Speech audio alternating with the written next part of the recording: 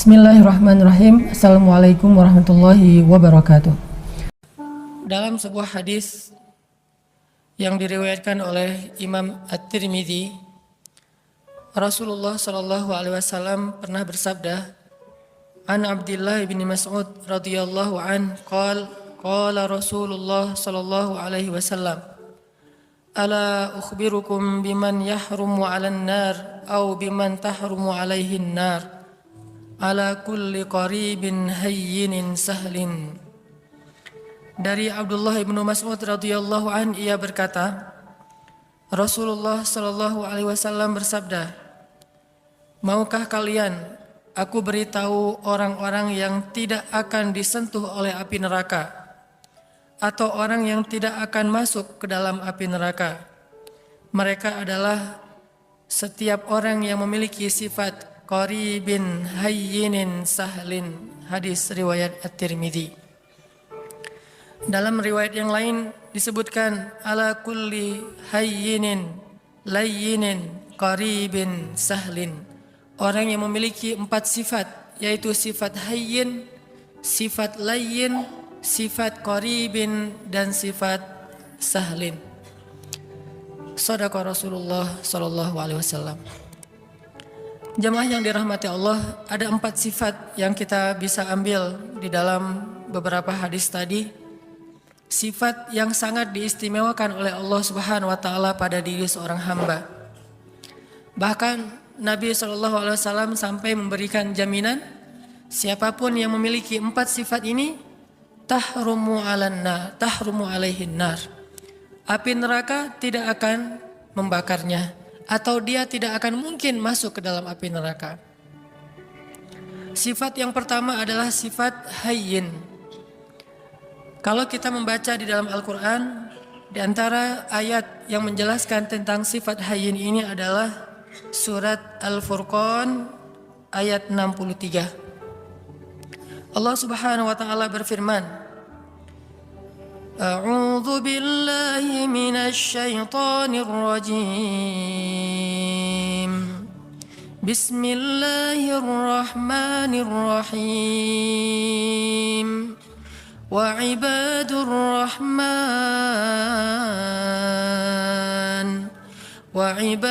rahmanil ladzina yamshuna 'alal ardi hauna.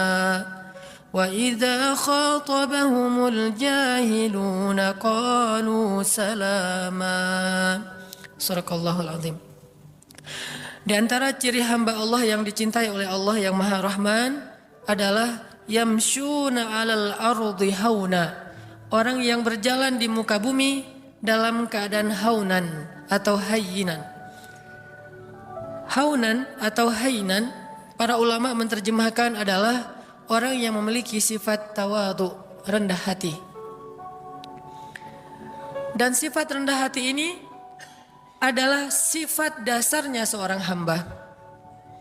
Bahkan kalau kita memberi judul terhadap ayat yang pertama turun kepada Nabi SAW, maka ayat yang pertama turun kepada Nabi itu ada 2 judul atau 2 tema besar. Tema yang pertama adalah tentang kebesaran Allah, dan tema yang kedua adalah tentang kehinaan seorang hamba. Itulah ayat yang pertama turun kepada Nabi. Iqra bismi rabbikal ladzi khalaq. Ini ayat tentang kebesaran Allah. Khalaqal insan min 'alaq. Ini tentang kerendahan makhluk. Atau Iqra wa rabbukal akram. Allah yang maha mulia. Alladzi 'allama bil qalam. Yang maha tahu segala sesuatu dan mengajarkan ilmu kepada manusia. Allamal insan ma lam ya'lam, mengajarkan kepada manusia apa yang sama sekali mereka tidak tahu. Jadi kalau kita mau ngasih judul terhadap ayat atau wahyu yang pertama turun kepada Nabi SAW, ternyata yang berhubungan dengan makhluk, ayat yang pertama turun itu adalah ayat tentang tawadhu, ayat tentang rendah hati, rendah diri bahkan di hadapan Allah, dan rendah hati di hadapan makhluk. Karena ini adalah sifat dasarnya seorang hamba. Tidak mungkin disebut hamba ketika dia meninggikan diri, menganggap dirinya mulia, menganggap dirinya di atas, menganggap dirinya tinggi. Karena dasarnya seorang hamba itu adalah rendah. Sehingga ketika seorang hamba meletakkan dirinya pada status yang Allah telah tempatkan dia, baru Allah akan memuliakan dia. Tidaklah seseorang bersedekah kecuali hartanya akan bertambah, dan tidaklah seseorang merendahkan dirinya kecuali Allah akan mengangkat derajatnya. Tapi sebaliknya, ketika seorang hamba menempatkan dirinya di posisi yang lebih tinggi, maka Allah akan menjatuhkan dia sebagaimana Allah menjatuhkan iblis. Ana khairum min, saya lebih baik daripada dia, kata iblis. Maka sejak saat itu iblis diusir dari surga dan dikutuk untuk selama-lamanya. Sifat rendah hati, bahkan rendah diri di hadapan Allah Subhanahu wa taala adalah identitas aslinya makhluk. Identitas aslinya hamba, dan inilah ciri hamba yang dicintai Allah Subhanahu wa taala. Hayyin. Kalau kita belajar kepada Rasulullah Shallallahu Alaihi Wasallam, di antara contoh-contoh bagaimana Nabi menunjukkan hayyinan, sifat tawadu, rendah hatinya beliau kepada sesama, adalah kisah ketika Nabi Shallallahu Alaihi Wasallam duduk di antara sahabat-sahabat ahlu sufah. Ahlu sufah itu adalah istilah untuk segolongan sahabat yang miskin, yang mereka makan roti dari bahan yang kasar. Rotinya itu kasar dan keras, sehingga kalau ingin dimakan, roti itu harus direndam dulu dengan air baru bisa dimakan. Saking kasar dan kerasnya roti ini. Dan dalam bahasa Arab ini diistilahkan dengan qadid.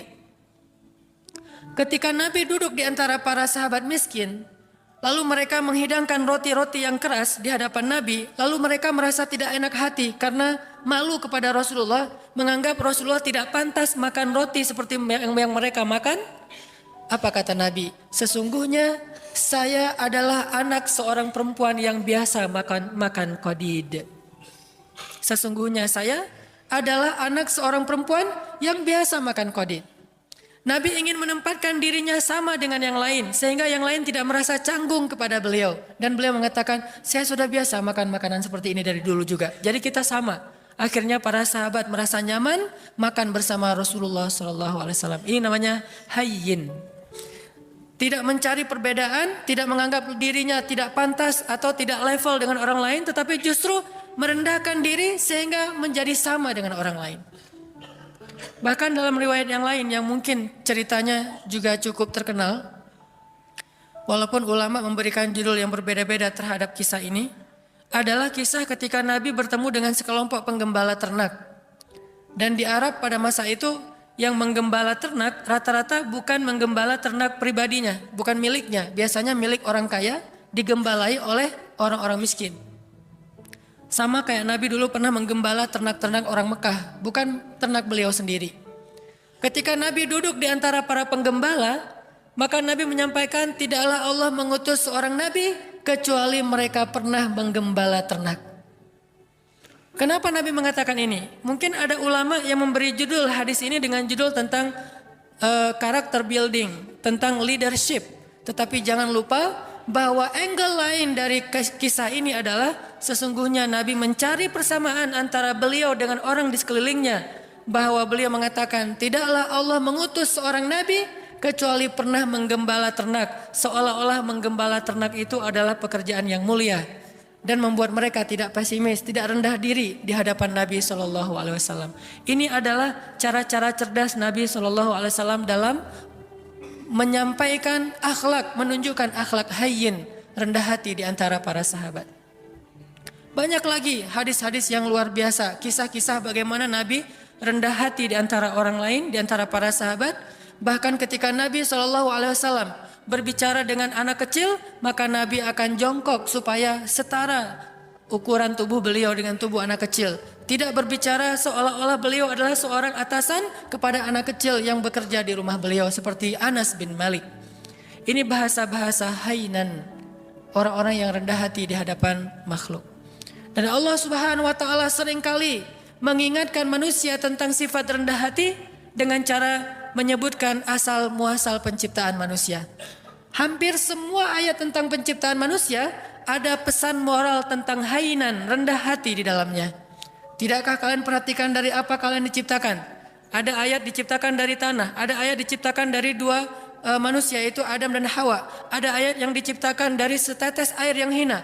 Ada ayat yang diciptakan dari segumpal darah. Intinya adalah kalian harus tahu diri bahwa kalian sebetulnya bukan siapa-siapa. Allah lah yang telah memberikan kepada kalian kehormatan dan kemuliaan. Intinya adalah rendah hati.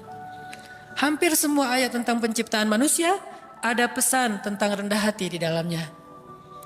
Makanya Nabi SAW mengatakan, di antara 4 sifat yang paling dicintai Allah kepada makhluk adalah hayyin, sifat rendah hati. Memandang orang lain sama dengan dirinya. Dan di antara makna sombong atau takabur adalah merendahkan orang lain dan menganggap dirinya lebih baik daripada orang lain. Sifat yang kedua, hayyinin layyin. Layyin ini secara bahasa artinya bertutur kata dengan bahasa yang lemah lembut. Kalau kita memperhatikan bagaimana Islam bisa memadukan antara lemah lembut dengan ketegasan, ini menunjukkan betapa akhlak dalam Islam itu sempurna. Karena banyak orang yang tidak bisa memadukan dua hal ini, seolah-olah ketika bersikap lemah lembut dia menjadi lemah. Dan ketika bersikap tegas dia menjadi kasar. Padahal tegas dan kasar sesuatu yang berbeda, lemah dan lembut juga sesuatu yang berbeda. Layyin dan tegas, lemah lembut dan tegas sesuatu yang bisa dipadukan karena dua-duanya akhlak yang mulia. Mustahil dua akhlak mulia itu tidak bisa dipadukan, itu mustahil. Yang tidak mungkin dipadukan adalah akhlak mulia dan akhlak yang tercela. Maka kalau ketegasan kita sepakati sebagai akhlak mulia, pasti mungkin sekali untuk memadukan ketegasan dengan sikap lemah lembut. Bahkan salah satu ayat yang cukup jelas mengajarkan kepada kita tentang sikap lemah lembut dalam situasi apapun adalah ayat ketika Allah mentarbiyah, mendidik Musa dan Harun ketika mengutus keduanya untuk berdakwah kepada Firaun. Ketika Allah mengutus Musa dan Harun berdakwah kepada raja yang paling zalim yang pernah hidup di muka bumi, bukan hanya raja yang keras, yang kasar, bahkan raja ini pernah mengaku dirinya sebagai Tuhan. Bukan hanya syirik, tapi dia mengaku sebagai Tuhan. Dia mengatakan, Ana Rabbukumul A'la, saya adalah Tuhan kalian yang paling tinggi. Ketika Allah mengutus Musa dan Harun untuk berdakwah kepada raja yang paling jahat ini, apa kata Allah? Wa qula lahu qawlan layyinan, dan ucapkanlah kepada dia ucapan yang lembut. Sebelum Musa disuruh untuk merevolusi Fir'aun, maka Musa diperintahkan lebih dulu untuk qula lahu qawlan layyinan. Kenapa Allah katakan demikian? Karena Allah tahu karakter hambanya yang bernama Musa. Kalau Harun mungkin agak tidak terlalu dikhawatirkan akan bersikap kasar, karena Harun pada dasarnya punya sifat lemah lembut. Harun ini kalau di antara para sahabat mirip seperti Abu Bakar. Sedangkan Musa mirip seperti Umar.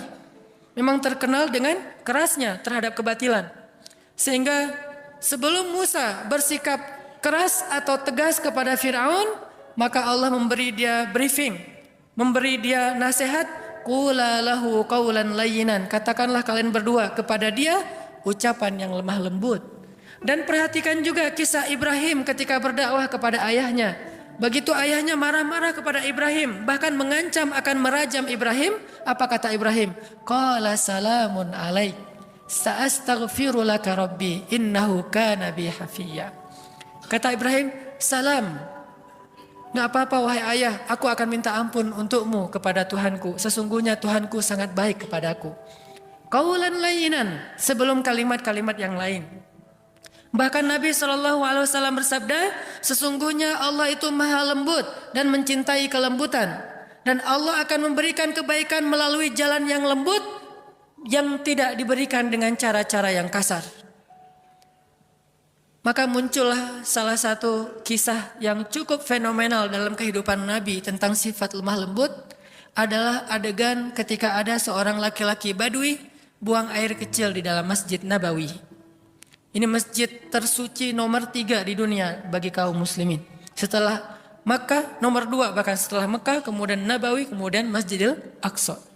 Ada orang Badui, dan orang Badui ini dalam istilah Arab disebut A'rabi, orang yang tidak berpendidikan baik. orang yang belum paham Islam, bahkan belum masuk Islam, dia ngelihat ada kayak tembok gitu, dia buang air kecil di situ. Lalu para sahabat berdiri ingin memarahi dia. Nabi mengatakan, tunggu, biarkan dia, jangan sakiti dia. Karena kalau dia ditahan atau dicegah, itu akan menyakiti dia, udah terlanjur. Maka biarkan dia, jangan sakiti dia. Setelah dia selesai dengan hajatnya, maka Nabi kemudian ingin mengambil air, tetapi para sahabat mendahului beliau dan membersihkan kotoran laki-laki tadi. Setelah selesai, Nabi memanggil dia, lalu mengajak dia berbicara baik-baik. Walaupun tidak disebutkan secara detail apa yang Nabi ucapkan kepada laki-laki ini, tetapi kesimpulannya dengan kelembutan Nabi bertanya tentang siapa namanya, dari mana asalnya, lalu memberi nasihat, ini tempat apa, kenapa tidak boleh buang air kecil di sini. Setelah Nabi menasihatinya baik-baik, akhirnya dia kemudian masuk Islam. Dan setelah dia masuk Islam, dia berdoa kepada Allah, ya Allah, rahmatilah saya dan juga Rasulullah SAW, yang lain jangan. Sampai dia berdoa seperti itu, rahmati saya dan Rasulullah saja, yang lain jangan. Karena dia sebel sama yang lain, sama Rasul dia cinta. Kemudian Nabi tersenyum dan mengatakan, kalau berdoa jangan berdoa seperti itu, doakanlah kebaikan buat semuanya. Baru dia katakan, ya Allah rahmati saya, rahmati Rasulullah, rahmati kami semuanya. Sikap lemah lembut. Termasuk juga ada seorang laki-laki di zaman Nabi yang seringkali merencanakan untuk membunuh Nabi SAW. Sampai suatu ketika dia berhasil ditangkap oleh para sahabat, dibawa ke Madinah. Sampai di Madinah, Nabi menyuruh sahabat untuk mengikat dia di salah satu tiang masjid. Jadi dulu masjid juga berfungsi sebagai penjara darurat. Dia diikat di tiang masjid. Setiap kali Nabi datang ke masjid, Nabi tersenyum kepada dia dan bertanya, bagaimana kabarmu? Awalnya dia marah, udah tahu diikat, nanya kabar. Terus Nabi datang lagi, dia ditanya, gimana kabarmu hari ini? Gimana kabarmu hari ini? Terus Nabi bertanya. Intinya Nabi menyapa dia walaupun dia musuh. Dan ternyata lama-kelamaan dengan sapaan Nabi yang lembut, tulus dan senyum Nabi yang luar biasa, akhirnya dia menjawab, baik wahai Muhammad. Bagaimana kabarmu? Baik wahai Muhammad. Lalu Nabi mengatakan, lepaskan ikatan dia. Setelah dilepaskan ikatannya, Nabi bertanya kepada dia, menurutmu apa yang harus kami lakukan kepadamu? Kata dia, kalau engkau mau lepaskan saya akan pulang ke kampung saya, akan saya ambil harta yang banyak, lalu saya berikan kepadamu tebusan terhadap diri saya. Dan peganglah janji saya. Maka Nabi mengatakan, tidak, engkau tidak perlu menebus, engkau bebas. Dia mengatakan, saya bebas? Ya, tapi kalau kamu ingin kembali ke negerimu, mandilah terlebih dahulu. Dia disuruh mandi. Setelah dia selesai mandi, dia diajarkan cara berwudu. Ternyata gara-gara keadaan suci itu Allah menurunkan hidayah ke dalam hatinya, lalu dia masuk Islam. Setelah dia masuk Islam, dia ketemu dengan Rasulullah, dia mengatakan, sungguh dulu engkau adalah orang yang paling saya benci, maka sekarang engkau adalah orang yang paling saya cintai. Allah mengubah sesuatu dengan sifat lemah lembut yang tidak bisa diubah dengan sifat yang kasar dan keras. Lalu muncul lagi adegan, seorang laki-laki di zaman Nabi, Muslim, tapi dia suka minum. Lalu ketika dia dalam keadaan mabuk, dia suka mengganggu orang di jalan. Sehingga ditangkap oleh para sahabat, dihadirkan kepada Nabi. Nabi mengatakan, ikat dia di depan masjid. Lalu Nabi mengatakan, kita akan menghukum dia dengan cara, setiap orang yang datang ke masjid mengambil sendalnya dan memukul dia dengan sendal mereka. Setiap masuk masjid. Setiap masuk masjid, sendal dipegang, pukul. Dan memukulnya pun di bagian yang tidak akan melukai. Mungkin di lengannya atau di kakinya. Dipukul lalu masuk ke masjid. Supaya dia sadar. Lalu tiba-tiba ada seorang laki-laki, sahabat, memukulnya sambil mencela dengan mengatakan, celaka kamu. Maka Nabi SAW mengatakan, jangan begitu. Janganlah engkau membantu syaitan untuk mencelakakan saudaramu. Tegas tetapi tetap menjaga kehormatannya. Sampai Nabi bersabda, kalau kita baca kitab Riyadhus Shalihin ada bab yang khusus masalah ini. Nabi bersabda, jika budak perempuan kalian berzina, maka cambuklah dia, tetapi jangan mencela dia. Kalau dia berzina untuk kedua kalinya, cambuklah dia, tetapi jangan mencela dia. Kalau dia berzina lagi untuk ketiga kalinya, maka juallah dia walau dengan harga seutas tali yang murah, tetapi jangan mencela dia. Dalam Islam tidak ada ruang untuk mencela siapapun. Tetapi hukum, hak agama untuk ditegakkan. Sedangkan celaan bukan bagian dari agama. Ini sikap lemah lembutnya Islam tanpa kehilangan ketegasannya. Kemudian Nabi juga mengatakan tentang bagaimana seorang suami kepada istri. Istausu bin nisa'i khairan fa innal mar'ata khuliqat min dhila wa inna a'wajad dhila a'lah. Perlakukanlah istri kalian dengan lemah lembut, dengan baik. Karena sesungguhnya perempuan itu tercipta dari tulang rusuk. Dan tulang rusuk yang paling bengkok itu yang atasnya. Jika kalian terlalu kaku, keras, mereka akan patah. Dan jika kalian membiarkan, mereka tetap bengkok. Istausu bin nisa'i khairan. Perlakukan mereka dengan lemah lembut. Ini diantara banyak sekali riwayat-riwayat tentang pentingnya sifat lemah lembut. Walaupun bukan berarti tidak ada ketegasan sama sekali. Yang ketiga, setelah hayyinin, rendah hati, layyinin, lemah lembut, ada sahlin. Sahlin itu mudah dan memudahkan. Kalau ke dirinya easy going, kalau ke orang lain itu dia sangat gampang, enjoy gitu. Tidak terlalu mempersulit urusan orang lain. Dan saking ingin memudahkan urusan orang lain, Nabi SAW sering kesulitan sendiri. Saking ingin memudahkan urusan orang lain, sampai beliau sering kesulitan sendiri. Di antaranya, suatu saat Nabi sedang berada di pasar, tiba-tiba ada seorang perempuan, kemudian meminta Nabi, "Hei anak muda, temenin saya belanja." Nggak tahu kalau itu Rasulullah. Ditemenin sama Nabi, angkat barang-barangnya sampai selesai semuanya, kemudian diantarkan ke rumahnya, sehingga Nabi jadi tidak menyelesaikan hajatnya sendiri, demi memudahkan urusan orang lain. Karena Allah berfirman, siapa yang memudahkan urusan saudaranya di dunia, maka Allah mudahkan urusan-urusan dia nanti di akhirat. Dan kita tahu akhirat itu hari ketika urusan akan sangat sulit dan kepayahan. Nabi memudahkan. Bahkan dalam sebuah riwayat yang juga cukup terkenal, suatu pagi Nabi SAW lapar. Kemudian beliau datang ke dapur istrinya, membuka-buka, kalau bahasa kita mungkin membuka panci gitu, ingin mencari makanan apa di dapur. Ternyata hari itu Aisyah belum memasak apa-apa. Sehingga Nabi ketika lagi buka-buka panci di dapur, tiba-tiba Aisyah muncul. Nabi tidak ingin mempersulit Aisyah, sehingga tiba-tiba Nabi mengatakan, "Ya Aisyah, hari ini saya berpuasa." Sehingga Aisyah otomatis mengatakan, "Oh ya sudah kalau gitu sekalian, memang saya hari ini tidak memasak. Bukankah puasa sunnah boleh niat belakangan dengan syarat belum makan apa-apa?" Akhirnya Nabi yang tadinya niat tidak puasa gara-gara tidak ada makanan, dan tiba-tiba Aisyah muncul. Dan kalau Nabi sampai ketahuan lagi buka-buka panci, nanti Aisyah terpaksa harus belanja, masak segala macam. Untuk memudahkan Aisyah, Nabi mengatakan langsung, "Aisyah, hari ini saya berpuasa." Sehingga Aisyah tidak perlu merasa bersalah karena tidak memasak hari itu. Lihat bagaimana Nabi memudahkan urusan keluarganya. Bahkan ketika ditanya kepada Aisyah, "Ya Aisyah, apa yang dilakukan Nabi di rumah?" Aisyah mengatakan, "Nabi di rumah sibuk menyelesaikan semua urusan istri-istrinya." Jadi Nabi kalau di luar orang berlomba-lomba menyelesaikan hajat beliau, kalau di rumah beliau justru sibuk dan tidak berhenti untuk menyelesaikan hajat keluarganya, menyelesaikan urusan orang lain. Sahlin, memudahkan. Dan Allah Subhanahu wa taala senang memudahkan urusan hamba. Yuridullahu bikumul yusra wala yuridu bikumul usra. Allah ingin memudahkan kalian dan tidak ingin mempersulit kalian. Lalu siapa kita yang ingin mempersulit urusan orang lain? Bahkan Allah saja ingin memudahkan urusan kita.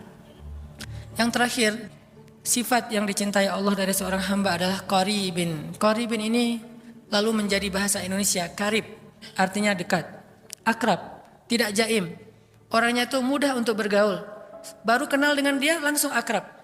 Dan juga bukan berarti dia terlalu sok akrab atau caper dan seterusnya, tetapi mudah bergaul dengan dia. Tidak ada jarak, tidak membuat orang sungkan. Rasulullah SAW ketemu dengan siapapun, orang itu akan mudah curhat kepada beliau. Bahkan seorang perempuan yang baru kenal beliau dengan nyaman curhat kepada beliau. Datang seorang perempuan mengatakan, "Ya Rasulullah, bukankah Allah la yastahyi minal haq?" Allah tidak malu kalau kita ngomong tentang suatu kebenaran? Kata Nabi, "Ya, memangnya ada apa?" Kata dia, "Ya Rasulullah, bagaimana cara membersihkan haid?" Seorang perempuan nyaman bertanya itu kepada Rasulullah. Dan pasti tidak akan nyaman bertanya itu kepada yang lain. Bagaimana cara membersihkan haid? Nabi mengatakan, "Ya dibersihkan." Kata dia, "Ya tapi bagaimana?" Kata Nabi, "Ya dibersihkan." Kata dia, "Ya tapi bagaimana ya Rasul?" Akhirnya Aisyah yang mendengar pertanyaan ini memegang tangannya, membawa dia masuk ke dalam dan dijelaskan secara lebih jelas, lebih detail, karena Nabi tidak mungkin menjelaskan itu kepada yang bukan mahramnya. Tapi intinya di sini betapa seorang perempuan merasa nyaman untuk curhat, menanyakan perihalnya kepada Rasulullah, termasuk sampai turun ayat curhat di dalam Al-Quran. Tahukah kita surat curhat di dalam Al-Quran? Surat curhat itu namanya Al-Mujadalah atau Al-Mujadilah. Kalau kita baca Al-Mujadilah artinya curhat. Kalau kita baca Al-Mujadilah artinya perempuan yang sedang curhat. Sampai turun ayat tentang curhat, seorang perempuan datang kepada Rasulullah dan menanyakan perihal masalah keluarganya kepada Rasulullah SAW. Dan tidak ada orang yang datang kepada Nabi dalam keadaan kecewa. Maka tunjukkan 4 sifat ini dalam kehidupan sehari-hari kita. Mulai dari keluarga, tetangga, siapapun, bahkan orang yang kadang kita tidak kenal di jalan. Bukankah dengan tersenyum kita bisa mencairkan suasana? Bukankah dengan sedikit mengalah itu tidak akan merugikan kita? Kita adalah muslim dan sebagai muslim kita punya tanggung jawab untuk memperlihatkan bahwa Islam itu agama yang indah, agama yang terbaik. Jangan sampai agama Islam ini dicela justru karena akhlak kita yang tidak baik. Berarti kita telah mencoleng agama kita sendiri. Allah Subhanahu wa taala berfirman, Bismillahirrahmanirrahim. Ya ayuhan nas, ya ayyuhalladzina amanu, la yaskhar qaumun min qaum, asa ayyakunu khairan minhum, wala nisa'um min nisa, asa ayyakunna khairan minhun. Janganlah kalian saling mencela, karena bisa jadi orang yang dicela itu lebih baik daripada orang yang mencela. Begitu juga sekelompok perempuan, jangan mencela kelompok perempuan yang lain, karena bisa jadi perempuan yang dicela itu lebih baik daripada yang mencela. Intinya ayat-ayat akhlak di dalam Al-Quran itu sangat banyak. Dan jangan lupakan bahwa akhlak itu sama pentingnya dengan akidah dan ibadah. Dan bukan berarti mengambil akhlak membuang akidah dan ibadah. Atau sebaliknya, mengambil akidah dan ibadah saja tapi mengabaikan akhlak. Islam adalah sebuah kesatuan. Memahami Islam itu harus kafah. Udkhulu fis silmi kafah. Masuklah kalian ke dalam agama ini secara utuh. Utuh artinya tidak mengambil sebagian ayat dan membuang sebagian yang lain. Mengambil satu sunnah dan membuang sunnah yang lain. Mengambil satu syariat dan membuang syariat yang lain. Maka siapapun yang membeda-bedakan antara satu ayat dengan ayat yang lain, satu sunnah dengan sunnah yang lain, satu syariat dengan syariat yang lain, sungguh dia tidak beriman kepada Allah Subhanahu wa taala. Yukhadi'una Allah walladzina amanu wama yakhda'una illa anfusahum. Mudah-mudahan kita bisa mengamalkan ayat dan hadis-hadis tentang akhlak ini dalam kehidupan kita, dan Allah Subhanahu wa taala memberikan apa yang dijanjikan kepada kita, yaitu terhindar dari api neraka. Terakhir, marilah kita sama-sama berdoa, dan saya selalu berharap kaum muslimin di seluruh dunia, hari Jumat adalah yaumud du'a, hari diijabahnya doa. Maka bantulah saudara-saudara kita di Suriah, di Palestina, di Rohingya, di seluruh dunia, termasuk mungkin yang di Indonesia seperti di Aceh dan di seluruh Indonesia. Bantulah mereka dengan doa. Mudah-mudahan doa-doa kita akan meringankan urusan-urusan mereka dan akan mendatangkan pertolongan Allah Subhanahu wa taala kepada mereka. Bismillahirrahmanirrahim. Allahumma ighfir lana walil muslimin. Allahumma ighfir lana waliwalidayna warhamhuma kama rabbayana shighara. Allahumma inna nas'aluka al-huda wat-tuqa wal-'afafa wal-ghina. Allahumma a'inna ala dhikrika wa syukrika wa husni ibadatik. Rabbana atina min ladunka rahmah وهيئ لنا من أمرنا رشدا واجعل لنا من كل ضيق مخرجا ومن كل هم فرجا ومن كل عسر يسرا اللهم انصر الإسلام والمسلمين اللهم انصر المسلمين في فلسطين اللهم انصر المسلمين في سوريا اللهم انصر المسلمين في العراق اللهم انصر المسلمين المستضعفين المظلومين في رهينيا اللهم انصر دعوتنا يا الله اللهم اشف صدور المسلمين يا الله اللهم اجعل بلدنا هذا إندونيسيا بلدا آمنا بلدا آمنا بلدا آمنا وارزق أهله من الثمرات من آمن منهم يا رزاق ربنا هب لنا من أزواجنا وذرياتنا قرة أعين واجعلنا للمتقين إماما. Ya Allah, ya Arhamar Rahimin, ampunkanlah dosa-dosa kami ya Allah, maafkanlah kesalahan kami ya Allah. Ya Arhamar Rahimin, anugerahkanlah kepada bangsa kami ini pemimpin-pemimpin yang taat kepadamu dan adil kepada manusia. Berilah petunjuk-Mu kepada pemimpin-pemimpin kami dan bimbinglah ulama-ulama kami. Berilah hidayah-Mu kepada pemuda-pemuda Islam di Indonesia dan bangkitkanlah Islam di tangan-tangan para pemudanya. Berikanlah kepada kami keluarga-keluarga yang menjadi penyejuk mata kami dan jadikanlah kami imam dalam ketakwaan. Ya Arhamar Rahimin, bantulah saudara-saudara kami di seluruh dunia, saudara-saudara kami di Palestina, di Suriah, di Irak, di Myanmar, di Yaman, di Mesir, dan di seluruh dunia ya Allah. Bantulah saudara-saudara kami di Nanggro Aceh Darussalam dan kuatkanlah kesabaran mereka. Hindarkanlah negeri ini dari malapetaka dan musibah-musibah yang akan mengambil dan menyakiti urusan dan menyulitkan urusan kaum muslimin. Ya Arhamar Rahimin, satukanlah barisan kaum muslimin, satukanlah hati kaum muslimin. Engkaulah yang menggenggam hati hamba-Mu, tidak ada daya dan upaya kecuali dengan kebesaran-Mu ya Allah. Ya Arhamar Rahimin, jadikanlah kami termasuk di antara orang-orang yang menolong agama-Mu. Jangan Engkau biarkan kami menjadi orang yang hanya duduk berpangku tangan dan membiarkan agama-Mu dalam keadaan terlunta-lunta. Ya Arhamar Rahimin, selamatkanlah kami di dunia dan di akhirat. Jauhkan kami dari azab kubur. Berikanlah kepada kami husnul khatimah. Rabbana atina fid dunya hasanah wa fil akhirati hasanah wa qina adzabannar. Qulu qawli hadza wastaghfirullah li wa lakum innahu huwal ghafurur rahim.